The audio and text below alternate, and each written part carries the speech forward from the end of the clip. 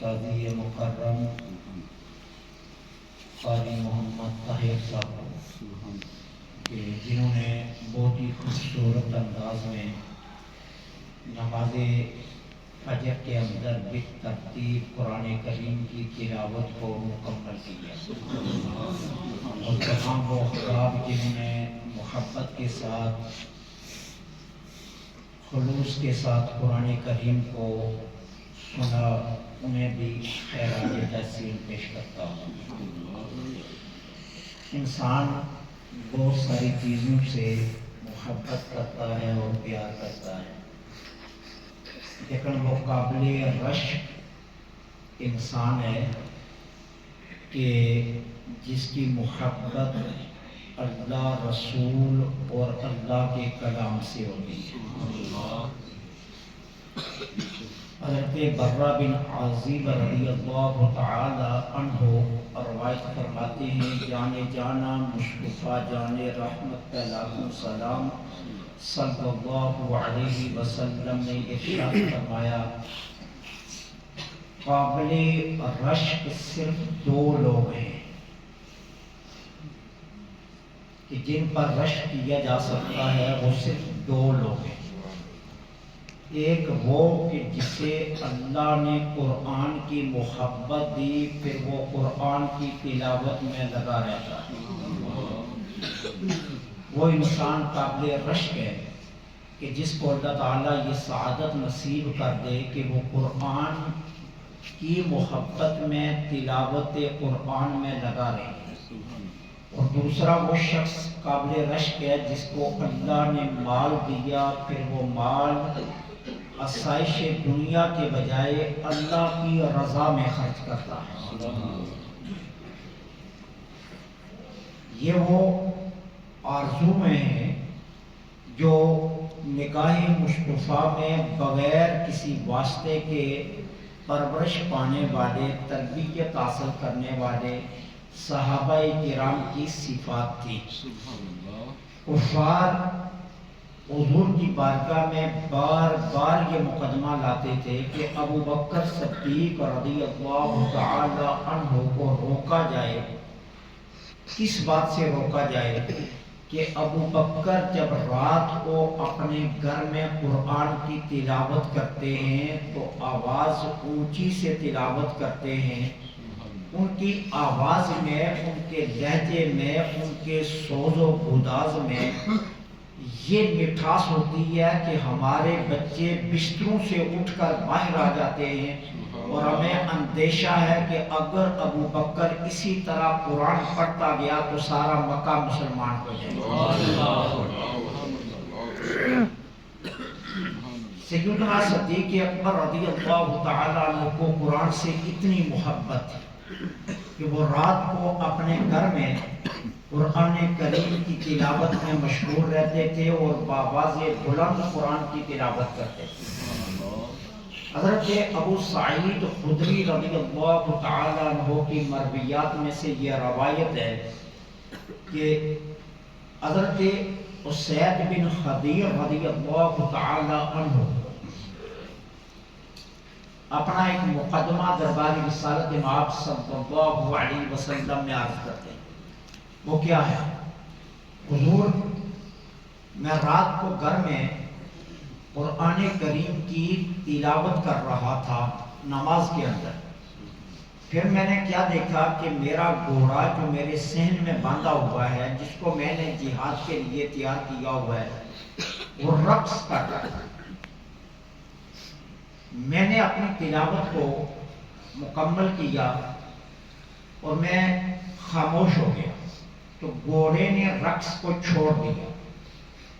اندیشہ مجھے کیا تھا کہ قریب ہی میرا بیٹا یحییٰ سو رہا تھا، مجھے یہ خدشہ تھا کہ اگر گھوڑے کا یہ رقص قائم رہا تو کہیں میرے بیٹے کو اس کی ٹانگ نہ لگ جائے۔ پھر میں نے اپنے بیٹے کو وہاں سے اٹھایا اور دوسری جگہ پر لٹا دیا اور میں قرآن کی تلاوت میں پھر مشغول ہو گیا، میرا گھوڑا پھر رقص کرنے لگا۔ پھر میں نے تلاوت کو مکمل کر کے آسمان کی طرف دیکھا تو میں نے ایک عجیب منظر دیکھا۔ ایسے لگا کہ آسمان پر ایک چھتری تنی ہوئی ہے اور اس چھتری کے اندر چھوٹی چھوٹی خوبصورت لائٹیں جل رہی ہیں۔ حضور یہ منظر میں نے دیکھا۔ اب میں پوچھنا چاہتا ہوں یہ منظر ہے کیا؟ آقا کریم علیہ الصلوۃ والسلام نے فرمایا اسید جب ایسا منظر دیکھو نا تو تلاوت جاری رکھا کرو۔ میں نے عرض کی حضور وہ تو مان لیا لیکن یہ ارشاد فرمائیے کہ یہ کیا پیا؟ سرکار نے پھر فرمایا اسید جب ایسا منظر دیکھو نا تو تلاوت جاری رکھا کرو۔ میں نے عرض کیا حضور مان لیا آپ کا حکم، میں نے تسلیم کیا، لیکن ارشاد فرمائیے یہ کیا تھا؟ میرے آقا نے فرمایا اسید جب ایک شخص اللہ کے قرآن کی تلاوت کرتا ہے نا تو اس مقام کو، اس جگہ کو اللہ کے فرشتے رحمت کے گھیر لیتے ہیں۔ وہ جو تم نے چھتری دیکھی نا وہ اصل میں رحمت کے فرشتوں کے پر تھے جو آپس میں جڑے ہوئے تھے، اور جو اندر تم نے چھوٹی چھوٹی خوبصورت لائٹیں دیکھی نا وہ نور خدا کی برسات تھی کہ جہاں قرآن پڑھا جاتا ہے وہاں رحمت کے فرشتے سائباں کرتے ہیں، اور پھر اس سائباں میں اللہ کی رحمت کا نزول ہوتا ہے۔ تو خوش قسمت، خوش بخت، خوش نصیب، خوش مقدر لوگ ہوتے ہیں جنہیں قرآن کریم کی تلاوت کی محبت اور قرآن کی محبت نصیب ہو جاتی ہے۔ جانے جانا صلی اللہ علیہ وسلم نے فرمایا بروز محشر قرآن اللہ کے عرش کے نیچے کھڑا ہوگا۔ بروز محشر قرآن اللہ کے عرش کے نیچے کھڑا ہوگا۔ اب اس لیے نہیں کھڑا ہے کہ قرآن کا مقام بہت ہے، قرآن کی عظمت بہت ہے، قرآن کی شان بہت ہے۔ میرے آقا فرماتے ہیں یہ اس لیے کھڑا ہوگا کہ جن لوگوں نے زندگی میں قرآن سے محبت کی ہوگی یہ قرآن ان کا مقدمہ رب کی بارگاہ میں لڑے گا۔ یہ قرآن یہ مقدمہ لڑنے کے لیے اللہ کے عرش کے نیچے کھڑا ہوگا، اور پھر وہ شخص جب اللہ کی بارگاہ میں حساب کے لیے حاضر ہوگا کہ جس نے دنیا میں قرآن سے محبت کی ہے، قرآن کو تلاوت کو اپنا شغل بنایا، قرآن کریم سے محبت کی، قرآن کو جو ہے نا اسے یاد کرنے کی کوشش کی، قرآن کو سینے میں محفوظ کیا، قرآن کی تلاوت پر وہ اپنی محبتیں لٹاتا تھا، تو وہ قرآن اللہ کی بارگاہ میں آ کر کہے گا مولا اگر تو مجھے اپنا کلام سمجھتا ہے تو آج اس بندے کا نامہ اعمال کھول نہیں، بغیر کھولے اسے بخش دے۔ میرے آقا فرماتے کہ اللہ اس قرآن کے مقدمے کو تسلیم کر کے اس بندے کے نامہ اعمال کو نہیں کھولے گا، اور بنا کھولے اللہ اسے بخش دے گا۔ حضرت انس رضی اللہ تعالی عنہ روایت کرتے ہیں جانے جانا صلی اللہ علیہ وسلم تشریف فرماتے، ایک شخص حاضر ہوا، اس نے آ کر عرض کیا حضور مجھے سورہ اخلاص سے بڑی محبت، حضور مجھے سورہ اخلاص بڑی پیاری لگتی، مجھے اس سورت سے بہت محبت ہے جس کو ہم سورہ قل ہو اللہ کہتے ہیں۔ اس آدمی کے اندر کے جو جذبات تھے نا وہ بار بار لفظوں میں بیان کرتا ہے۔ حضرت انس کہتے ہیں چپ نہیں ہو رہا، وہ کہتا ہے حضور مجھے بڑی محبت، حضور مجھے اس سے بڑا پیار ہے، حضور میرا بڑا من لگتا ہے اس سورت کے ساتھ۔ میرے آقا اس کے اس انداز کو بار بار سماعت فرما رہے تھے، پھر میرے آقا نے فرمایا تیری اس محبت نے تیرے لیے جنت کو لازم کر۔ اگر ایک سورہ اخلاص کی محبت انسان کو اس درجے پر لے جاتی ہے تو اگر پورے قرآن سے محبت ہوگی تو پھر کیا ہوگا، پھر کیا مرتبہ ہوگا۔ اس لیے ام المومنین حضرت عائشہ صدیقہ رضی اللہ تعالی عنہا روایت کرتی ہیں جانے جانا صلی اللہ علیہ وسلم نے فرمایا جسے قرآن ترتیل سے پڑھنا آتا ہے وہ بھی بڑا خوش نصیب ہے، لیکن جو اٹک اٹک کر پڑھتا ہے میرے آقا نے فرمایا اس کے لیے دو راج ہے، اس کے لیے ڈبل اجر ہے جو قرآن کو اٹک اٹک کر پڑھتا ہے۔ ام المومنین فرماتی ہیں میں نے عرض کیا یا رسول اللہ صلی اللہ علیہ وسلم ایک وہ ہے جو ترتیل سے قرآن پڑھ رہا ہے، محبت سے پڑھ رہا ہے، اسے آتا ہے قرآن پڑھنا، وہ صفات و مخارج کا لحاظ کر کے قرآن کو پڑھ رہا ہے، اور ایک ہے اٹک اٹک کر۔ فرمایا عائشہ جو اتنی محنت کر رہا ہے اس کا مطلب سمجھتی ہے کیا ہے؟ میں نے عرض کیا حضور کیا؟ میں اتنی محنت تبھی تو کر رہا ہے کہ اسے اللہ کے کلام سے پیار ہے، اسے اللہ کے کلام سے پیار ہے، تبھی تو وہ اتنی محنت کر رہا ہے، اٹک اٹک کر جوڑ جوڑ کر کے لفظ کو لفظ سے ملا کر جوڑ بنا بنا کر پڑھ رہا ہے قرآن کو۔ عائشہ کسی اور کتاب پر بھی کسی کو دیکھا ہے اتنی محنت کرتے ہوئے؟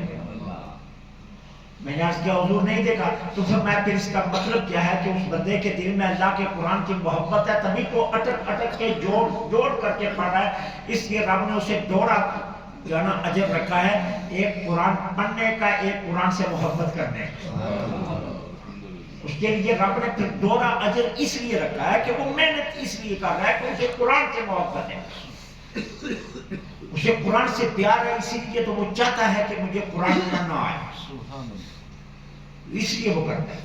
اور سیدنا ابو ہریرہ رضی اللہ تعالی عنہ روایت کرتے ہیں، جانے جانا صلی اللہ علیہ وسلم حجرہ انور سے باہر تشریف لائے تو صحابہ مسجد میں اکٹھے بیٹھے ہوئے تھے، مسائل پر جو ہے نا وہ ابحاث چھڑی ہوئی تھی، جو فقہا صحابہ تھے ان سے دوسرے صحابہ تعلیم حاصل کر رہے تھے۔ میرے آقا کریم علیہ الصلوۃ والسلام تشریف فرما ہوئے، فرمایا کیا تم میں سے کوئی ایک شخص یہ پسند کرے گا کہ وہ گھر جائے اور اس کے گھر 3 تازہ اونٹنیاں فربا موٹیاں قیمتی کھڑی ہوں، 3 قیمتی اونٹنیاں اس کے گھر کھڑی ہوں؟ عرض کی حضور سبھی یہ چاہیں گے؟ کون نہیں چاہے گا کہ میں گھر جاؤں کہ اس طرح 3 اونٹنیاں میرے گھر موٹی تازی فربا کھڑی ہوں؟ تو کون نہیں چاہے گا اس سے؟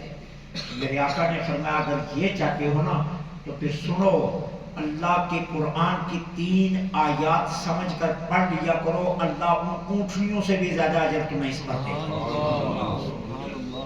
وہ مال کچھ بھی نہیں ہے، 3 اونٹنیوں کا مل جانا اتنا قیمتی نہیں ہے جتنا قرآن کی 3 آیات کا علم مل جانا قیمتی ہے۔ فرمایا یہ کرنا اللہ تمہیں ان اونٹنیوں سے بھی زیادہ امارت عطا کرے، ان سے بھی زیادہ تمہیں عطا کرے۔ حضرت ابو سعید خدری رضی اللہ تعالیٰ عنہ کی مرویات میں سے یہ روایت ہے، جانے جانا صلی اللہ علیہ وسلم نے فرمایا قرآن کی تلاوت کا شغل میں جس کو میرے ذکر سے اور میری بارگاہ میں مانگنے سے روکے رکھا۔ کیا مطلب؟ اس بندے کو قرآن سے اتنی محبت ہے، وہ کہتا ہے یار جتنی دیر دعا لگانی ہے نا اتنی دیر میں اور قرآن پڑھ، اچھا جتنا دیر میں نے ذکر کرنا ہے نا اتنی دیر میں اور قرآن پڑھ، اچھا میں سمجھ کر قرآن پڑھ، اچھا میں ترتیب سے قرآن پڑھ۔ وہ قرآن سے محبت کی وجہ سے نہ دعا مانگ رہا ہے نہ اور کوئی ذکر کر رہا ہے، قرآن سے محبت اتنی ہے کہ وہ قرآن کو پڑھتا جا رہا ہے، پڑھتا جا رہا ہے، پڑھتا جا رہا ہے۔ اللہ کیا فرماتا ہے؟ سرکار دو عالم نے فرمایا، اللہ فرماتا ہے مجھے اپنی ربوبیت کی قسم میں مانگنے والوں سے بھی زیادہ اس کو عطا کروں، جس کو مانگنے سے میرے قرآن نے روک کر رکھا، میرے قرآن کی محبت نے جس کو مانگنے سے روک کر رکھا، مجھے اپنی ربوبیت کی قسم میں مانگنے والوں سے بھی زیادہ اسے عطا کروں۔ کہ قرآن کی محبت کتنی بڑی دولت ہے، اللہ کے کلام سے پیار یہ کتنی بڑی دولت ہے، اللہ کے کلام سے محبت یہ کتنی بڑی دولت ہے۔ اور پھر یہ یاد رکھیے کچھ لوگ یہ سمجھتے ہیں کہ قرآن سمجھ کر ہی پڑھنا چاہیے، بنا سمجھ کے پڑھنے کی کوئی ضرورت نہیں، بنا سمجھ کے جو پڑھا اس کا کوئی فائدہ نہیں ہے۔ یہ بات غلط ہے، قرآن کو سمجھ کر پڑھنا یہ بہت افضل ترین ہے، لیکن قرآن کو بغیر سمجھ کے بھی پڑھنا یہ بھی بہت بڑی محبت ہے۔ اگر نہیں بھی قرآن سمجھ میں آ رہا تو پھر بھی اگر آپ پڑھتے ہیں تو دنیا کا کوئی علم ہے جو آپ بغیر سمجھ کے پڑھتے ہیں؟ نہیں پڑھتے نا، نہیں پڑھتے آپ کو انگلش سمجھ میں نہیں آ رہی ہے تو آپ نہیں پڑھتے، آپ چپ کر جاتے ہیں۔ میتھ سمجھ میں نہیں آ رہا، آپ میتھ کی کتاب کو بند کر دیتے ہیں۔ فزکس کا کوئی بھی فارمولہ آپ کی سمجھ میں نہیں آ رہا، آپ اس کتاب کو بند کر دیتے ہیں اور کہتے ہیں استاد سے سمجھوں گا پھر پڑھوں گا۔ لیکن اللہ نے قرآن کی کلام میں الہی میں یہ اللہ نے چاشنی رکھی ہے، یہ مٹھاس رکھی ہے، یہ سمجھ میں نہ بھی آئے پھر بھی دل کرتا ہے اسے پڑھتے رہے، تو اس پر بھی اجر ہے کہ اگر نہیں سمجھ آ رہا پھر بھی قرآن کو پڑھنے پر اجر ہے، اللہ نے اس کے باوجود اس پر اجر رکھا۔ کہ جو قرآن سمجھ کر نہیں پڑھتے پھر بھی قرآن کی تلاوت پر اللہ جل سبحانہ و تعالی نے ان کے لیے اجر رکھا ہے۔ حضرت عبداللہ بن مسعود رضی اللہ تعالی عنہ فرماتے ہیں میں مسجد نبوی میں بیٹھا ہوا، حضور تشریف فرماؤ، آقا کریم علیہ الصلوۃ والسلام نے فرمایا عبداللہ بن مسعود مجھے کچھ سناؤ۔ میں نے عرض کیا حضور کیا سناؤ؟ فرمایا قرآن سے کچھ سناؤ۔ میں نے ہاتھ جوڑے، میں نے کہا جانے جانا میرے ماں باپ آپ پر قربان ہو جائے، قرآن آپ پر نازل ہوا ہے، آپ سے بہتر قرآن کون پڑھ سکتا ہے؟ آپ سے زیادہ قرآن کون پڑھ سکتا ہے؟ آپ سے زیادہ قرآن کو کون سمجھتا ہے؟ فرمایا نہیں عبداللہ بن مسعود میرا جی چاہتا ہے میں کسی سے قرآن سنوں، اب تم مجھے قرآن سناؤ۔ حضرت عبداللہ بن مسعود فرماتے ہیں میں نے سورہ نساء کی تلاوت شروع کی، اب میں نے سر نیچے کیا ہوا ہے، میں قرآن پڑھتا جا رہا ہوں، پھر میں نے سر اٹھایا تو میں نے دیکھا حضور کے آنسو جاری تھے اور سرکار دو عالم صلی اللہ علیہ وسلم زارو قطار چھم چھم موتی برسا رہے تھے، حضور کے دامن تر تھا، حضور کی ریش مبارک تر تھی اور حضور زارو قطار رو رہے تھے۔ اب میں چپ کر گیا تو فرمایا عبداللہ بن مسعود چپ نہ کرو، قرآن پڑھتے جاؤ، قرآن پڑھتے جاؤ، کیونکہ رب کے قرآن میں اتنی محبت ہے، اتنی محبت ہے کہ جب کوئی انسان قرآن پڑھتا ہے اللہ کے معزز قرآن لکھنے والے فرشتوں کا وہ ساتھی بن جاتا ہے، وہ گویا اللہ کا قرآن لکھنے والے معزز فرشتوں کا ساتھی بن جاتا ہے جب کوئی انسان محبت سے قرآن پڑھتا ہے۔ تو قرآن کی محبت بہت بڑی دولت ہے، قرآن اللہ کا کلام ہے، قرآن کریم کی محبت جسے نصیب ہو جاتی ہے قیامت کے دن قرآن اس کے ایمان کی گواہی دے گا۔ اس قلم میں جس قلم میں ہم مال دنیا کی محبت بساتے ہیں، دنیا کی اشیاء کی محبت بساتے ہیں، دنیا کی چیزوں کی محبت بساتے ہیں، اس قلم میں جب قرآن کی محبت آتی ہے تو یہ قلم کی دنیا کو بدل کر رکھ دیتا ہے۔ جب آپ کے دل میں قرآن کی محبت آئے گی تو پھر دیکھنا کہ آپ کے دل میں کس قدر نرمی پیدا ہوگی، اور جس دل میں نرمی آ جاتی ہے یہ اللہ تعالی عز و جل کی اس قلب پر انوار کی نشانی ہوتی ہے۔ میرے آقا کریم علیہ الصلوۃ والسلام کی بارگاہ میں ایک شخص حاضر ہوا، اس نے عرض کیا حضور میرا دل بڑا سخت ہے، میں کسی مردے کو بھی دیکھتا ہوں نا تو میرا آنسو نہیں نکلتا، حضور میں کسی کو تکلیف میں کراتا ہوا بھی دیکھتا ہوں نا مجھے پرواہ نہیں ہوتی، حضور بڑے سے بڑے حادثہ گزر جائے مجھے پرواہ نہیں ہوتی۔ یہ عربی تھے، دیہاتی تھے یہ صحابی جو آئے اور انہوں نے اپنی قصبہ قلب یعنی قلب کی سختی کا ذکر کیا۔ اب سننا میرے آقا نے جواب کیا دیا، میرے آقا نے فرمایا قرآن پڑھا۔ حضور میرا دل بڑا سخت ہے، فرمایا قرآن پڑھا۔ حضور میرا دل بہت سخت ہے، فرمایا قرآن پڑھا کر، قرآن پڑھا کر اللہ تجھے دل کی نرمی عطا کر دے۔ اب وہ چلے گئے، اب انہوں نے قرآن کی تلاوت کو اپنا شغل بنا لیا، لمحہ لمحہ قرآن کریم کی تلاوت کر رہے۔ کچھ عرصے کے بعد مسجد نبوی میں نماز جمعہ پڑھنے کے لیے آئے، حضور منبر پر تشریف فرما ہوئے خطبہ ارشاد فرمانے لگے تو کسی کے رونے کی آواز بلند ہوئی، سسکیاں نکلی۔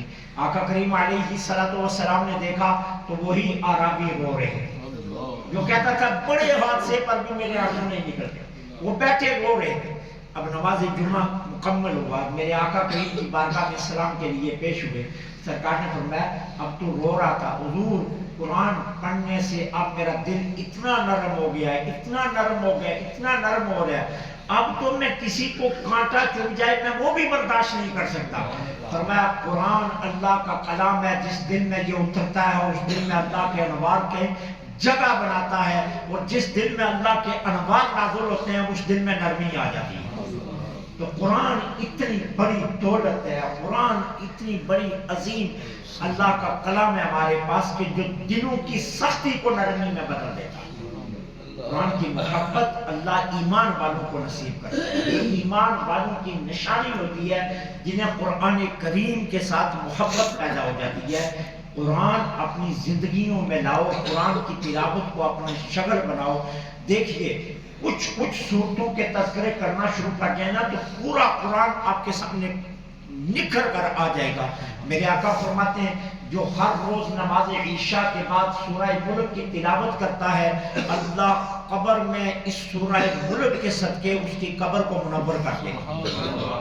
قبر میں جب جائے گا تو سورہ ملک اس کے سینے پر آ کر کھڑی ہو جائے گی، نکیرین آئیں گے سوال کرنے کے لیے، سورہ ملک اس سے جھگڑے گی، میں سوال نہیں کرنے دوں۔ کیا سوال کرنا چاہتے ہو؟ اس سے پوچھنا چاہتے ہو تیرا رب کون ہے، تیرا دین کیا ہے، تیرا رسول کون ہے، میں سوال نہیں کرنے دوں گا۔ اب آگے میرے آقا پتہ ہے کیا فرماتے ہیں، اللہ کیا کہے گا نکیرین سے، لوٹ آؤ سورہ ملک کا مقدمہ مان لو، سورہ ملک کی تسلیم کر لو جو یہ کہہ رہی ہے، تو قبر میں اس سے حساب نہیں ہوگا۔ میرے آقا کریم علیہ السلام نے فرمایا جو ہر روز نماز مغرب کے بعد سورہ واقعہ کی تلاوت کرتا ہے، اس کے رزق میں کبھی کمی نہیں آئی، کبھی اس کے رزق میں کمی نہیں آئی۔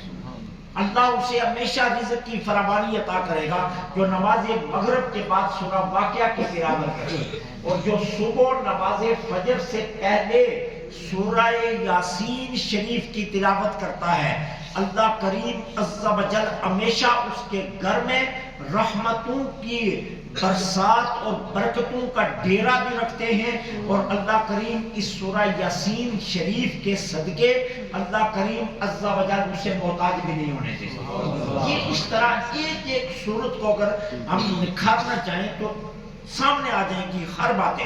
اسی طرح میرے آقا کریم علیہ السلام کا معمول شریف تھا، عشاء کے 4 فرضوں کے بعد جو 2 سنتے ہیں، ان میں میرے آقا کریم علیہ السلام ہمیشہ پہلی رکعت میں سورہ زلزال اذا زلزلت الارض زلزالہا، اور دوسری رکعت میں سورہ کافرون تلاوت فرمایا کرتے تھے، قل یا ایھا الکافرون لا اعبد ما تعبدون۔ تو صحابہ نے پوچھا حضور آپ یہ 2 سنتے ہی ان 2 رکعتوں میں تلاوت کرتے ہیں، کوئی اور نہیں کرتے؟ فرمایا یہ 2 سورتیں ایسی ہیں جو اللہ تعالیٰ کو اتنی پسند ہیں کہ جو یہ عشاء کی 2 رکعتوں کے اندر تلاوت کرے گا، اللہ تعالیٰ اسے ثلث قرآن پڑھنے کا ثواب عطا کرے گا، یعنی گویا اس نے 20 پارے تلاوت کی ہے، اتنا اللہ اسے اجر عطا کرے گا۔ 2 ثلث کا ثواب اللہ عطا فرماتا ہے ان 2 سورتوں کی تلاوت کا۔ تو اس طرح اللہ تعالیٰ عز و جل نے قرآن کریم میں بے شمار برکات رکھی ہیں، رحمتیں رکھی ہیں۔ قرآن کی محبت یہ ایمان کی علامت ہے، قرآن کی محبت یہ انسان کے لیے بہت بڑی دولت ہے، اور یہ قرآن قیامت کے دن اس کے لیے بخشش و نجات کا ذریعہ ہوگا، قرآن کریم۔ تو اس لیے قرآن کو اپنی زندگیوں میں لائیے، قرآن کی تلاوت کو اپنا معمول بنائیے، زیادہ نہ صحیح تو کم از کم پاؤ 1 پارہ۔ آپ دیکھتے ہیں اللہ کے اولیاء قرآن سے کتنی محبت کرتے تھے۔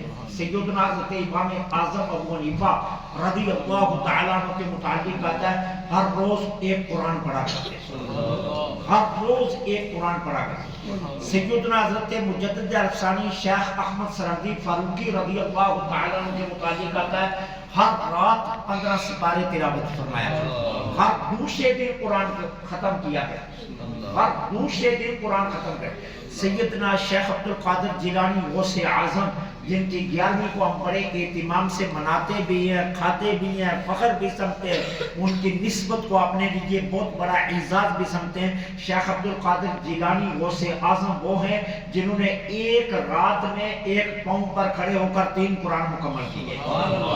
قرآن سے اتنی محبت تھی ان لوگوں، قرآن سے اتنا پیار تھا ان لوگوں۔ حضرت بایزید بستانی رحمت اللہ علیہ کے متعلق آتا ہے 10 سال میں 1 ناغہ بھی نہیں ہے، ہر رات 1 قرآن ختم کیا۔ حضرت بایزید بستانی اور اس معمول کو 10 سال جاری رکھا، 10 سال زندگی کے 1 ناغہ بھی نہیں ہونے دیا، 1 رات میں 1 قرآن پورا تلاوت فرمایا۔ تو اللہ کے اولیاء کو قرآن سے محبت تھی۔ سرکار دو عالم صلی اللہ علیہ وسلم نے فرمایا یہ حدیث سننا اور اپنے دلوں میں ٹھنڈک کو محسوس کرنا۔ میرے آقا فرماتے ہیں اللہ کوئی بات اتنی توجہ سے نہیں سنتا جتنا اللہ قرآن توجہ سے سنتا۔ یہ صحیح مسلم شریف کی حدیث ہے پاک، اللہ کوئی بات اتنی توجہ سے نہیں سنتا۔ آپ گر گرا کر دعا مانگ رہے نا، آپ نے اپنے سارے زور دعا میں لگا دیے، آپ نے دعا مانگتے ہوئے اللہ کی ساری صفات کو اکٹھا کر لیا ہے، اس کے باوجود بھی اللہ اتنی توجہ سے کوئی بات نہیں سنتا جتنی توجہ سے اللہ قرآن سنتا ہے، کہ جب ایک مومن قرآن کی تلاوت کر رہا ہوتا ہے تو اللہ تعالیٰ اتنے توجہ سے اس مومن کی طرف متوجہ ہو کر اس کا قرآن سن رہا ہوتا ہے کہ یہ میرا بندہ میرے سے باتیں کر رہا ہے، یہ میرا بندہ میرے ساتھ کلام ہو رہا ہے۔ اللہ پھر اپنی رحمت کی ساری توجہ اپنے اس بندے کی طرف کر دیتا ہے جو بندہ قرآن کریم کی تلاوت کر رہا ہے۔ قرآن اپنی زندگیوں میں لاؤ، قرآن بہت بڑی دولت ہے، قرآن بہت بڑی نعمت ہے۔ قرآن ہمیں دیا جانا یہ اللہ کا حضور کے صدقے ہمارے اوپر احسان عظیم ہے، اس لیے اس کلام سے محبت کیجئے، اسے اپنی زندگی میں لائیے، اس کے تلاوت شغل بنائیے، صبح و شام قرآن کریم کی تلاوت کیجئے، کچھ صورتیں یاد کیجئے، کیونکہ جس دل میں قرآن نہیں ہے وہ ویران گھر کی طرح۔ حضرت عبداللہ بن عباس فرماتے ہیں جانا صلی اللہ علیہ وسلم نے فرمایا جس دل میں قرآن کا کچھ بھی نہیں ہے وہ ایسے ہے جس طرح ایک ویران گھر ہوتا ہے، اور ویران گھر میں جو مرضی آ کر ڈیرے لگا لے، کبھی کتے بیٹھتے ہیں، کبھی بلیاں بیٹھتی ہیں، کبھی باہر کی چیزیں آ کر بیٹھتی ہیں۔ ویران گھر میں پھر کیا ہے کہ کسی اچھی چیز کا بسیرا نہیں ہوتا، وہاں ہمیشہ بری چیزیں آ کر ڈیرے لگاتی ہیں، اور جس دل میں قرآن ہوتا ہے اس دل میں نہ شیطان آ سکتا ہے، نہ شیطان کے وسوسے آ سکتے ہیں، کیونکہ قرآن گویا دلوں کا حصار باندھ لیتا ہے۔ قرآن جس دل میں آ جاتا ہے پھر قرآن کہتا ہے اب اس دل میں اور کچھ نہیں آنے دیتا۔ تو قرآن سے محبت یہ بہت بڑی دولت ہے، بہت بڑی نعمت ہے۔ اللہ کریم مجھے آپ کو قرآن سے محبت کی دولت نصیب فرمائے۔ اللہ ہمیں قرآن کی تلاوت ہمیشہ جاری رکھنے کی توفیق عطا فرمائے۔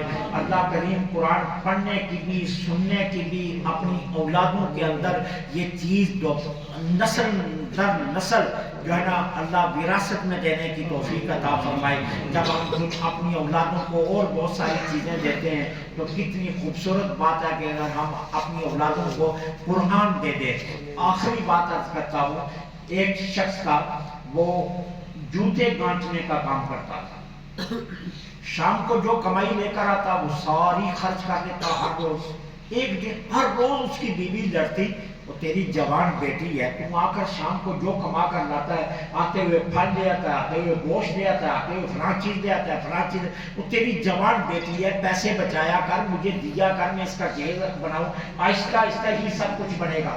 یہ مقدمہ میاں بیوی کے درمیان ہر روز چھڑ جاتا۔ ایک دن اس بندے کو غصہ آیا، وہ کہنے لگا مجھے اللہ کی عزت کی قسم میں اپنی بیٹی کو جس دن رخصت کروں گا دنیا کی ہر چیز دے کر بھیجوں گا، ہر چیز دے کر بھیجوں گا۔ وقت گزرتا گیا، اس کی بیٹی جوان ہو گئی، دن طے ہو گئے، رخصتی کا وقت آ گیا، مقدمہ علماء کے پاس آ گیا کہ اس نے تو قسم اٹھائی ہوئی ہے کہ میں اپنی بیٹی کو ہر چیز دوں گا، اور یہ ممکن نہیں ہے، کسی طرح بھی ممکن نہیں ہے کوئی انسان ہر چیز دے کر بھیجے اپنی بیٹی کو، یہ ممکن نہیں ہے۔ اب دو صورتیں بتائیے، یہ قسم کا کفارہ دے یا اپنی قسم کو پورا تو کر نہیں سکتا، اب کفارہ جس حال میں دین کے پاس گئے انہوں نے کہا کہ کفارہ دے کر قسم مکمل کر لے، کفارہ دے دے، قسم کا کفارہ دے دے۔ اور قسم کا کفارہ کیا ہوتا ہے؟ 3 روزے رکھنا، 3 مسکینوں کو کھانا، 10 مسکینوں کو کھانا کھلانا، یا 3 روزے رکھنا یا 10 مسکینوں کو کپڑے لے کر دینا، یہ 3 کفارے ہیں، ان میں سے کوئی سا بھی ادا کر دے تو اس کی قسم پوری ہو جائے گی۔